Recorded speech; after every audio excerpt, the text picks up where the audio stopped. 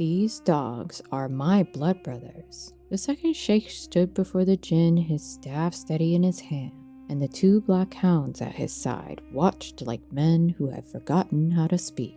This is the second Sheikh's story of the traitor and the jinn from Arabian Nights. Our father died and left us enough wealth to shape our lives. We were 3 brothers. I chose patience and built my trade slowly, but my brothers chose wandering instead, because they loved a quick profit and careless living. The first returned to me after a year with nothing but shame. I fed him, I clothed him, I restored his livelihood. Then the second returned the same way. And again I gave, believing that kindness would one day be remembered. Years passed and my business flourished. My brothers urged me to travel with them, to trade together, to trust them again. I hesitated, but blood speaks loudly, so I agreed. Along the road, we encountered a woman alone, worn thin by hardship. Yet, there was something steady in her gaze, as though life had tested her and failed.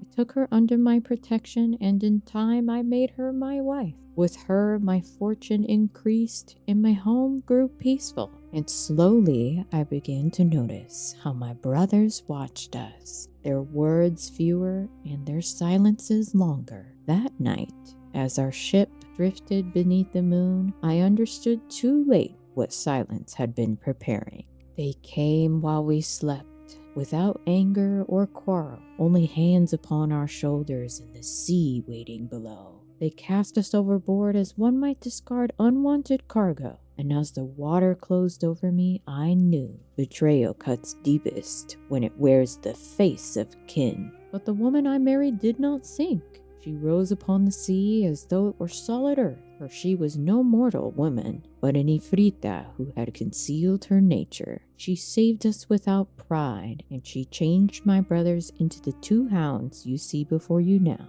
not in cruelty, but as a lasting reminder of their treachery. When the Sheikh finished, even the desert seemed to pause. The jinn remained long in silence. Then at last it said, "For the strangeness of this tale, 1/3 of the merchant's blood is spared." Then the third Sheikh stepped forward leading a mule, and what he carried in silence was stranger still. Follow if you'd like to hear the final story of the traitor and the jinn from Arabian Nights.